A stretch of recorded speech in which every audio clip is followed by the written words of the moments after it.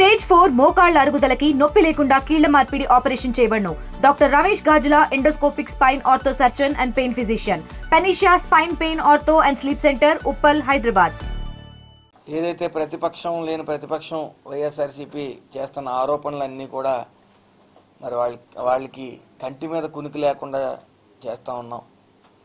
సంక్షేమం అభివృద్ధి అనేది సంపాడులో తీసుకెళ్తా ఉన్నాం. ఏదైతే సూపర్ 6 అమలు చేయలేరు, అది సాధ్యమైన పని కాదు అని చెప్పి ఈ ప్రతిపక్షాలు అలర చేస్తూ ఉన్నాయో, మరి ఈ రోజున ఆగస్టు 15న మహిళలకు ఉచిత బస్సు స్త్రీ శక్తి అనే పేరు పెట్టడం జరిగింది. అదేవిధంగా రైతు భరోసా కూడా అన్నదాత సుఖీభవ రైతుల అకౌంట్లో 7,000 రూపాయలు కూడా పట్టడం జరిగింది.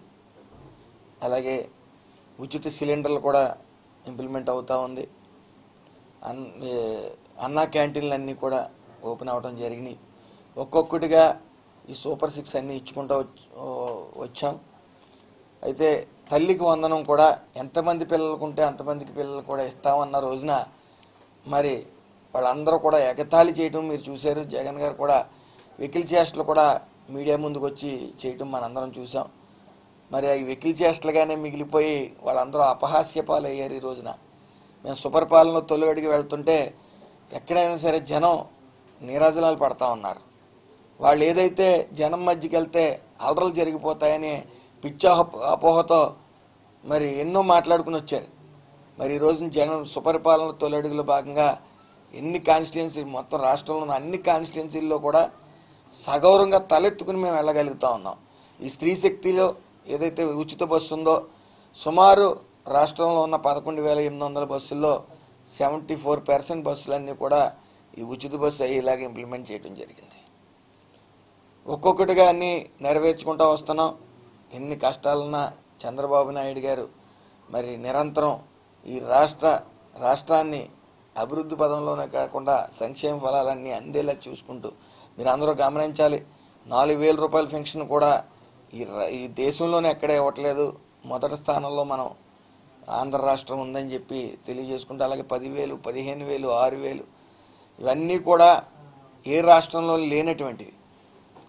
అదేవిధంగా చేనేత కార్మికులకు కూడా అతి త్వరలో 25,000 రూపాయలు కూడా ఇవ్వడం జరుగుతుంది.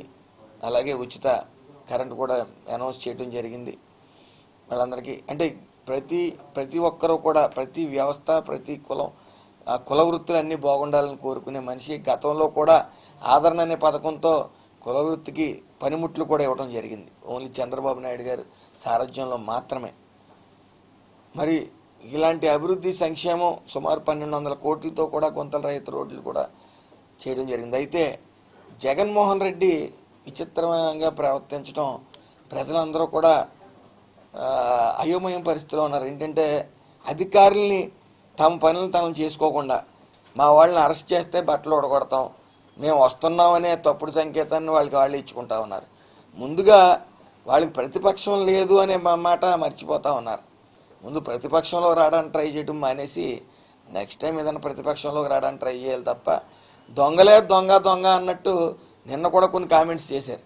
ఆ కుటుంబం ఎంత బాధపడుతుందో వ్యక్తిని అరెస్ట్ చేస్తే, లేకపోతే అలా అన్యాయంగా కేసులు ఎలా పెట్టేశారని అయ్యని మాట్లాడుతారు. అయితే నేను ఒకటే దలుస్తున్నాను.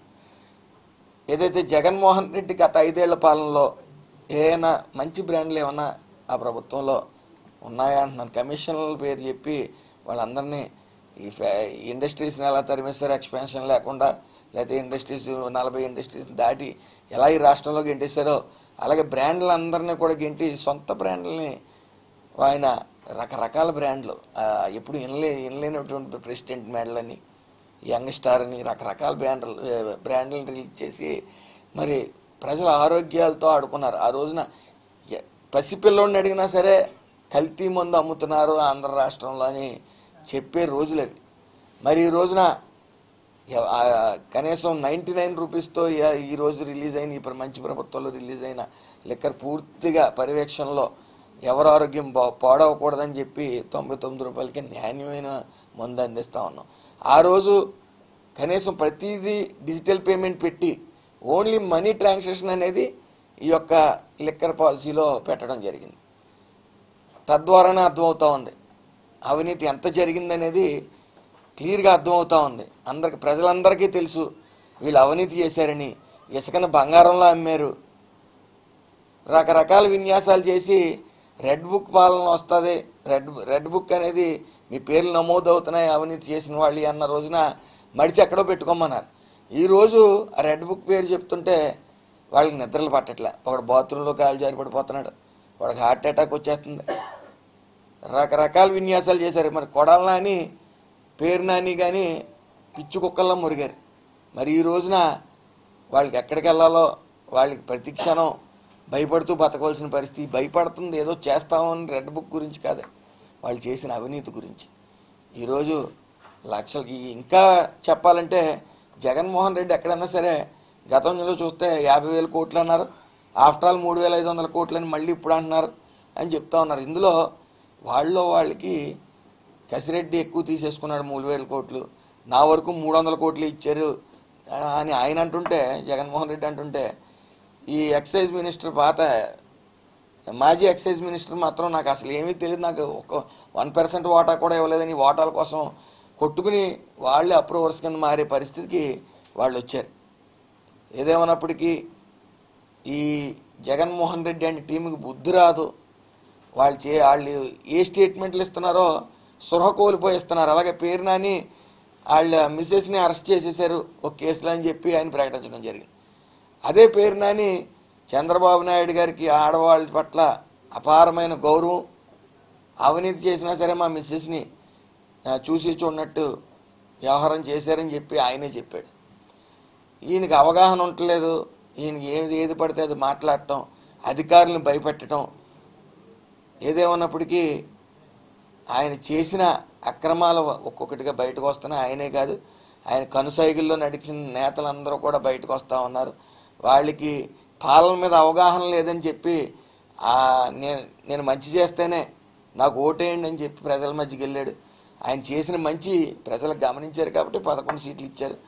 వీళ్ళు ఇప్పుడు ప్రవర్తించే తీరుని చూసి ఇంకా వీళ్ళకి బుద్ధి రాలేదని 1 లేక 2 సీట్లకు పరిమితం అయ్యే పరిస్థితి వాళ్ళే తెచ్చుకుంటున్నారు. ఏదేమన్నప్పటికీ ఈ రాష్ట్రంలో అనేక పెట్టుబడులు వస్తూ ఉన్నాయి. సుమారు 8 లక్షల కోట్లు పెట్టుబడి వచ్చాయి ఇప్పటి వరకు. సుమారు 10 లక్షల ఉద్యోగాలు కూడా భర్తీ చేయడానికి సిద్ధంగా ఉన్నాం. ఇది మంచి ప్రభుత్వాన్ని ప్రజల చేత అనిపించుకుంటూ సుపరిపాలనలో తొలడుగులో భాగంగా దిగ్విజయంగా మేము మొన్న నెలాఖరికి పూర్తి చేసుకున్నామని తెలియజేసుకుంటూ అందరికీ నమస్కారం. ఈ P4 అనేది చంద్రబాబు నాయుడు గారు విజనరీ. ఆయన పేదల పట్ల ఆయనకున్న చిత్తశుద్ధి.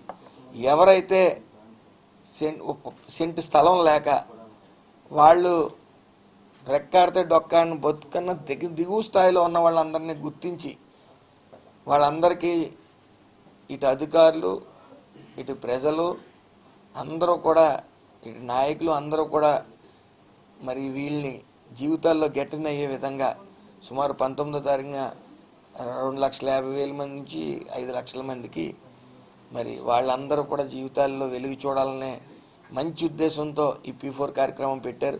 ఆ P4 కార్యక్రమం అనేది ప్రజలందరూ కూడా ఇటు ఎవరైతే అడాప్టర్స్ ఉన్నారో, అడాప్ట్ చేసుకునే వాళ్ళు ఉన్నారో వాళ్ళందరూ కూడా స్వచ్ఛందంగా ముందుకొచ్చి మేము మంచి పని చేస్తాం, మమ్మల్ని ఇన్వాల్వ్ చేయండి అని మరి అందరూ అన్ని ఏరియాల నుంచి కూడా వస్తున్నారు. కాబట్టి ఈ P4 అనేది పేదల పాలిట ఒక వరం లాంటిదని నేను తెలియజేసుకుంటూ అందరికీ నమస్కారం. ఇండియా పాకిస్తాన్ తాజా అప్డేట్స్ కోసం డౌన్లోడ్ చేసుకోండి RTV లైవ్ యాప్.